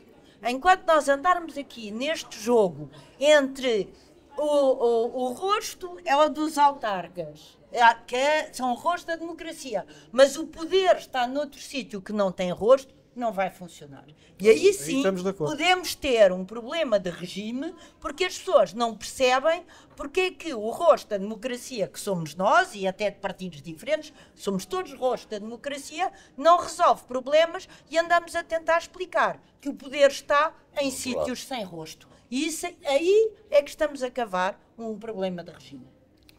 Ficou repto. Inês, Isaltino, Nuno, muito obrigado. Agradeço a todos pela disponibilidade e pelas ideias e pelas intervenções. Nós vamos fechar a nossa iniciativa com uma entrevista. Vou chamar ao palco o José Cardoso Botelho. Para fecharmos a nossa iniciativa, uma conversa com o José Cardoso Botelho, é CEO da Vanguard Properties, gestor, promotor imobiliário com diversos projetos desenvolvidos também na cidade, não é só fora, e procura sempre que os seus projetos se distingam pela sustentabilidade. Em primeiro lugar, obrigado por ter aceitado o nosso convite. Porquê que é esta aposta na sustentabilidade? Bom, obrigado pelo convite. Porque, em primeiro lugar, achamos que quem nos compra, seja uma moradia, seja um apartamento, está a fazer um investimento, para muitos é o maior investimento que eles fazem na sua vida. E por isso achamos, enfim, hoje tenho a certeza absoluta, que uma das formas de valorizar o património é que ele seja construído de forma sustentável, não é? Porque há alguma coisa que seja construída hoje que sem esta visão de sustentabilidade vai necessariamente valer menos. Eu digo, e estou a falar, por exemplo, não só do tema energético, mas também da térmica, da acústica, dos materiais que são utilizados. e, portanto, que se não tivermos essa atenção, esse património no futuro vai valer menos. Eu faço a analogia, muitas vezes, àquilo que se passa hoje no imobiliário comercial. Se as pessoas, talvez a maior parte das pessoas não tenham esta noção, mas este edifício em concreto, se fosse vendido a um fundo de investimento hoje, não seria vendido nunca. Porque não tem nem térmica, nem acústica, nem de eficiência energética, não cumpre os requisitos que hoje um fundo de investimento teria. E por isso, não tendo, não se compra, ou não se vende, não tem liquidez. Qual era a solução? Fazer uma obra de reabilitação total. Nem sempre isso é possível, e por isso, na habitação, fazer uma reabilitação do edifício integral depois de ocupado é muito complicado. E neste momento até é muito mais caro e muito difícil, porque o grande problema que nós temos, aquilo que o Presidente Isaltino estava a mencionar, os edifícios dos anos 50 ou 60, que não têm condições, ou de 70, o grande problema é que na reabilitação, hoje falta-nos mão de obra qualificada, portanto é muito mais caro, é muito moroso e é muito complexo. Portanto, a industrialização, que é um tema que nós estamos muito presentes, praticamente não tem impacto na reabilitação desse tipo de edifícios. Exato. Se calhar é mais fácil, se esses edifícios estão totalmente vazios, demoli-los e fazer de novo. Porque não há mão de obra para fazer esse tipo de reabilitação e esse património não tem valor. Não é por acaso que eles estão vazios, é porque eles não têm valor porque os clientes não os querem, seja a classe social que for. Portanto, hoje ser sustentável é absolutamente crítico. Obviamente que há diferentes dimensões, mas para nós é um dado adquirido que... Como é que se traduz essa sustentabilidade? Quando falamos de projeto, falamos do edifício, falamos na utilização dos materiais, é tudo um pouco do projeto. Começa logo com o projeto, não é? Porque, de facto, nós em Portugal temos a tendência para pagar muito pouco aos projetistas, não é? E, portanto, seja arquitetos, seja engenheiros. E, portanto, muitas vezes falta horas de trabalho, porque os orçamentos não são possíveis, não se pode fazer. Eu já tenho visto muitos projetos, até na natureza pública, dos arquitetos a cobrar 1% do valor do custo, de um custo, por sua vez, também não é o custo real. Se isto for comparado àquilo que se passa, por exemplo, há pouco se mencionou Copenhaga, é 8 vezes mais, se não mais do que isso. E, portanto, depois a qualidade tem impacto também na obra e na qualidade da obra e no custo da obra. Não é? Nós, muitas vezes, em Portugal, estamos a pagar mal aos projetistas e depois pagamos esse preço na obra, os sobrecustos e a falta de qualidade da mesma. Não é? Acontece o mesmo com os materiais, quando se utilizam materiais de maior valor, com outras propriedades, ou quando não se utilizam, isso depois vai impactar a qualidade? Nós, no caso específico da madeira, muitas vezes a questão da uso da madeira e a seleção do uso da madeira, o chamado engineer wood, não tem tanto a ver com o tema da sustentabilidade, mas sim, fizemos há pouco tempo um teste e aquilo que os clientes que experimentaram uma casa feita com este tipo de tecnologia, a primeira coisa que disseram é o conforto. Térmica e acústica, mas o conforto. Sentem-se bem dentro daquela casa. E esse é o primeiro motivo que leva a comprar uma casa feita em engineer wood. Não é tanto o tema da sustentabilidade. Obviamente, se for sustentável, ainda melhor. Mas este aspecto é muito importante e estamos a começar em Portugal ainda, não é? É uma tecnologia muito recente. Não tem sido fácil ao nível dos arquitetos, por acaso. Alguns, porque não viram isto, não veem este tipo de tecnologia como o futuro, e agora estão a mudar rapidamente. Temos tentado, mesmo nas engenharias, pôr alguns gabinetes de engenharia portugueses a trabalhar com estrangeiros para aprender, porque a tecnologia tem um tempo de aprendizagem, e estamos a começar a trabalhar justamente com os arquitetos, com a engenharia, primeiro o Minho, depois Coimbra e agora o técnico, justamente para começar também a espalhar este conhecimento no nosso país. Como é que o mercado tem respondido a essa aposta na sustentabilidade? Sente que vende mais, vende melhor? Qual é o feedback? Como eu disse há pouco, o que está a passar agora nós temos uma pressão muito grande da legislação, a pressão dos bancos, sim, das seguradoras e dos avaliadores. E, portanto, daqui a pouco tempo, um projeto que não seja considerado sustentável, de acordo com os critérios de avaliação da banca, não é financiável. Se não é financiável, não se faz. E, portanto, isso já está a acontecer, os avaliadores também estão a começar a perceber isso, e, portanto, muito rapidamente, eu diria que mais 2, 3 anos, se calhar nem tanto, quem não desenvolver projetos efetivamente sustentáveis não os vai conseguir financiar e vai ter dificuldade na comercialização. E as pessoas vão estar mais informadas. Mas, por exemplo, as grandes redes de ação imobiliária, neste momento estão-nos a pedir, ainda agora próximo, tenho 3 grandes sessões com 3 grandes redes de mediação imobiliária, porque são elas que estão mais em contato com o cliente final, para formar os seus colaboradores, porque eles estão com muito pouca informação. Se for falar com mediadores que já fazem a mediação de produto imobiliário comercial, ou seja, hotelaria, escritórios, parques logísticos, etc., esses já estão muito informados do que é que significa não ser sustentável. É apenas e somente não se consegue vender um imóvel. Vou-lhe dar um exemplo. Se for a ver as 500 maiores empresas dos Estados Unidos, se quiserem alugar uns escritórios que não estejam um determinado de certificados de eficiência energética e outros, não os vende por valor nenhum. Nem os aluga ao arrendador. E isso faz com que um promotor imobiliário tenha que ter muita atenção do que é que está a fazer, porque, caso contrário, criar um produto que não tem mercado. José, nós falámos aqui muito sobre a visão da cidade e tivemos aqui o decisor político.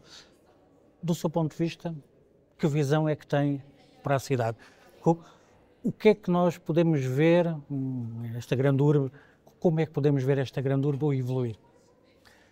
Desde logo, há um tema que o Presidente da Altina aqui afirmou, que é o tema da construção em altura. Sim. De facto, que em Portugal fala-se muito, em geral, mal, mas curiosamente os clientes gostam. E tem uma enorme vantagem. Veja no caso do projeto que nós fizemos ali em Campo Lido, o Infinity. Exato. Num terreno que ocupa 5 mil metros quadrados, conseguiu-se fazer 195 habitações, que é provavelmente mais do que todas as habitações que existem na Liberdade. E, portanto, de facto, permite o quê? Libertar muito espaço para os jardins. E, portanto, eu acho que há algumas zonas que Lisboa, enfim, e mesmo de Oeiras, nós teremos um projeto em Oeiras onde pretendemos fazer 3 edifícios de maior altura, que eu acho que são perfeitamente viáveis, libertam imenso espaço verde e têm um enorme potencial. Portanto, construção em altura, claramente, eu acho que em Portugal devemos apostar nessa matéria, onde em sítios, obviamente, devidamente escolhidos, mas esse é um dos primeiros, uma das formas que eu vejo de criar mais habitação a mais curto prazo. No resto, temos aqui um problema gravíssimo de transportes, não é? Que esse é o que faz com que, aliás, quem venha hoje que viva no Estoril e trabalha em Lisboa, vê bem o que é a dificuldade por causa dos transportes. Portanto, sem esse investimento, as pessoas vão continuar a usar a viatura própria e que é, obviamente, um problema para as cidades, não é? E para as pessoas. Portanto, e aí temos que claramente andar muito mais rápido, muito mais depressa, se quisermos resolver esse problema, com muito mais investimento. O PRR, como foi dito, é o tema, mas se olharmos, não há dúvida nenhuma para o setor da construção, a capacidade do país para produzir mais também está muito ligada à industrialização, não é? E até há bem pouco tempo, os processos de financiamento, mesmo no âmbito do PRR ou do Portugal 2020, eram quebra-cabeças. E, portanto, o que é que temos? Se demorarmos muito a ter as fábricas prontas que vão produzir produtos industriais para o setor da construção, quando acabarem as fábricas já acabou o PRR. E, portanto, felizmente este governo, ao nível do IAPMEI, acelerou o processo, mas ainda assim temo que seja demasiado pouco tempo para conseguirmos fazer a diferença através da industrialização. Perguntei aos decisores políticos como é que os privados podem ajudar na concretização desta visão. Curiosamente, a resposta foi que o problema estava mais no decisor político do que na iniciativa privada. É mais assim.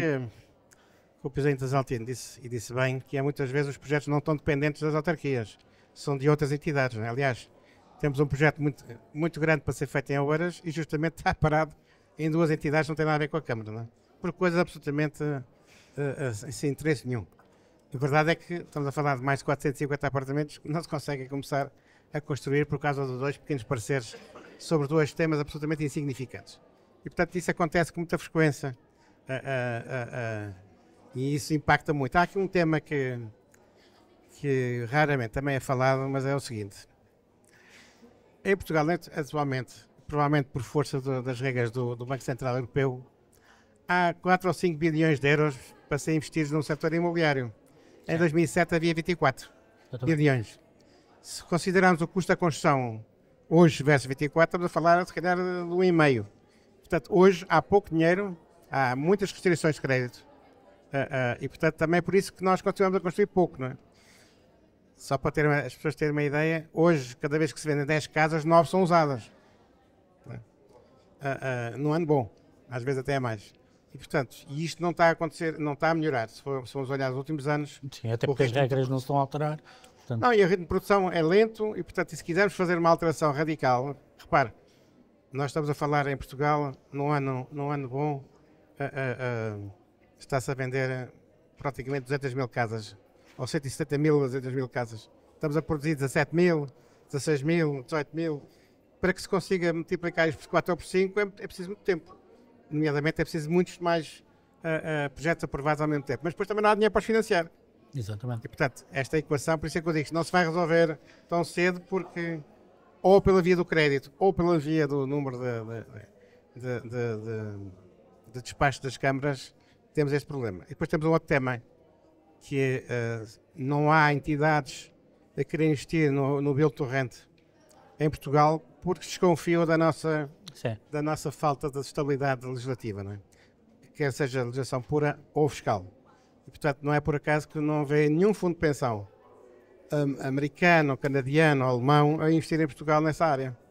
E isso é absolutamente fundamental para também ajudar a resolver o problema, porque são precisas dezenas de bilhões de euros de investimento em habitação para arrendar, e isso não existe nos promotores portugueses, nem existe na banca portuguesa, não é? E, portanto, para isso é preciso que acreditassem que daqui para a frente vai haver a estabilidade, que é legislativa, mas também fiscal, não é? E neste momento não há, e não creio que vai haver tão cedo. A relação com os poderes públicos é fácil do ponto de vista de um promotor, ou referiu a instabilidade, mas também há todas aquelas entropias que foram aqui mencionadas. Acaba por ser um esforço inglório, demora mais tempo, há mais problemas. É difícil a relação com o poder público? Eu diria que é muito difícil. Aliás, digamos que há meses que a pessoa dedica quase 50% do seu tempo a resolver problemas que não deviam sequer existir, não é? Muitas vezes não tem a ver com as câmaras, tem a ver com entidades que giram à volta de um processo, seja um IP, um redes, etc., que não têm timing, os timings não são conhecidos muitas vezes e que fazem com que as coisas demorem um tempo infinito. E por isso não é normal que um loteamento, o Jorge está bem disso, possa demorar 20 anos em Lisboa. Sim. Para se conseguir começar uma obra. Não é? 20 anos, não há plano financeiro que aguente tal coisa. E, portanto, é muito difícil. Eu vou-lhe dar um exemplo. Quando se começou a falar da requalificação ou do plano da Orla Costeira ali da zona do Alentejo, que foi aprovado em 2022, foram buscar dados de 2014, considerando em 2022 que 2014 estava tudo bem. Só que em 2014 não havia nada.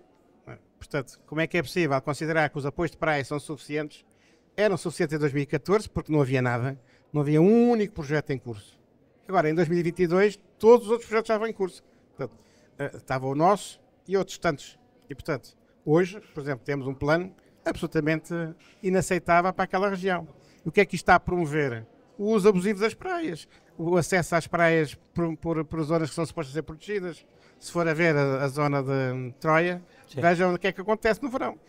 Tem 24 km de carros estacionados de um lado e do outro e as pessoas a ir para a praia por cima das dunas. Mas é isso que se pretendia proteger. Mas como não deram resposta a tempo e a horas para as reais necessidades da região, fizeram este plano que não resolve nada. Aliás, só prejudica. E, portanto, agora parece-me que vão reabilitar. E exemplos desses são às dezenas. E, portanto, é de facto muito, muito difícil. Devo dizer que é preciso muita paciência e mais do que isso. As pessoas às vezes não têm noção disso, mas há explicações que às vezes são dadas que são de tal maneira ridículas que se a pessoa tiver um investidor estrangeiro, explicar a um americano, ou um alemão, ou um finlandês, ou um norueguês, que não lhe deram uma licença porque uma porta está a 30 centímetros abaixo de qualquer coisa, e isto pode ser, em caso de tsunami, é um problema, como se os 30 centímetros tivessem algum impacto em caso de tsunami, mas não lhe dão a licença por causa disso, e a pessoa diz, mas deve estar a gozar comigo. Não, é verdade. E depois podem-se passar 6 meses a discutir isto. Ou um loteamento que era para ser dado uma licença, mas alguém decidiu que era preciso mais 6 horas de reserva de água ou que as tampas tinham de ser perfuradas. Disse, mas porquê é que não puseram isso como condição de emissão da licença ou da execução da licença? Não era preciso estar 6 meses à espera de alguém que diga que tem que ter uma tampa perfurada. Isto é ridículo. Imagina o que é explicar a alguém que tem 50, 100 ou 200 milhões de euros investidos neste país, dizer que o seu processo de licenciamento está pendurado por causa de um raio de uma tampa com os buraquinhos. Portanto, isto é muito complicado. E por isso é que, não é por acaso, que nós conseguimos às vezes atrair os fundos que são os piores para Portugal. São aqueles que obrigam a ter rentabilidades mais altas, sim, justamente porque os chamados muitas vezes fundos especulativos, por causa do risco implícito, e aquele que nos interessava mais, que são os fundos de pensões, não investem. São aqueles que são mais estáveis e que querem rentabilidades mais baixas, mas em contrapartida têm que ter rendimento garantido ao longo de muitos anos. No fundo, é só pagar pensões. Não é? José, para terminarmos, estamos num intenso período eleitoral com legislativas, autárquicas, presidenciais. Para um promotor, este é um tempo complicado, receia que fiquemos um ano à espera de que algumas coisas avancem, exatamente por causa daquela instabilidade e pelo peso que o decisor público, que as entidades que gravitam à volta do decisor público têm nos processos? Sim, aliás, no dia que foi votado, nós estávamos a fechar um acordo e justamente esse investimento ficou provavelmente parado por mais uns quantos meses, porque é difícil explicar qual vai ser o resultado e, portanto, e mesmo que seja o resultado, a manutenção do governo pelo atual partido, o que é que vai se passar na apresentação do orçamento, e por isso a velha regra, esperar para ver, aplica-se e, portanto, parou tudo uns quantos meses. O que é uma pena, como é óbvio, estamos a falar de investimentos de grande dimensão, ao nível de industrial, etc., também é a mesma coisa, não é? Digamos, tudo isto gera muita suspeição, o capital dá-se mal com a estabilidade. Exato. E por isso é uma pena, foi aqui de facto uma oportunidade perdida. As coisas em geral estavam a correr bastante bem. Estava-se a resolver muitos problemas. Esta estabilidade, por exemplo, a história dos leitos de solos, estas alterações foram feitas, que provocou aqui também, mais uma vez, dificuldades, porque nós, por exemplo, no caso específico de Grândola, há muito terreno disponível onde podia ser produzido casas para habitação, para quem lá vai trabalhar.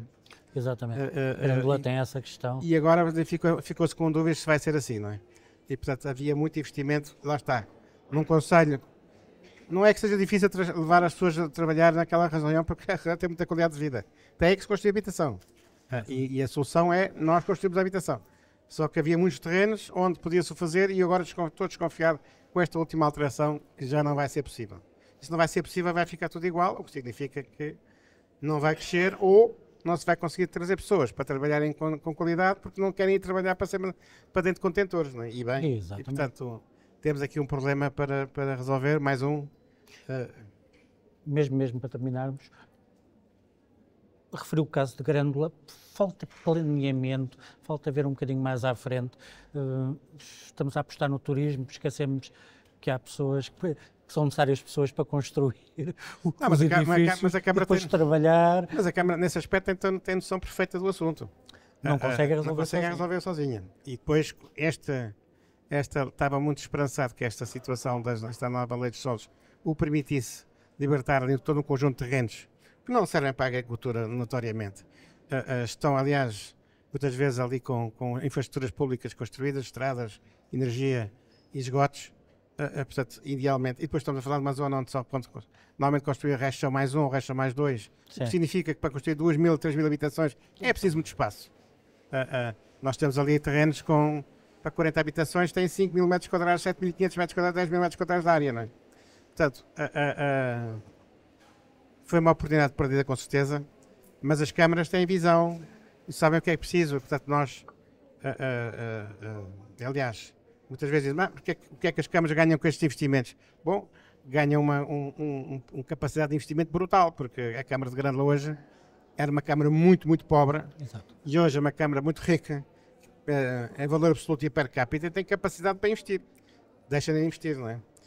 Nós também, há muita gente a querer, não somos só nós, há muita gente a querer investir em criação de soluções habitacionais para os seus futuros colaboradores ou para os colaboradores dos nossos clientes, Exato. grupos hoteleiros, etc.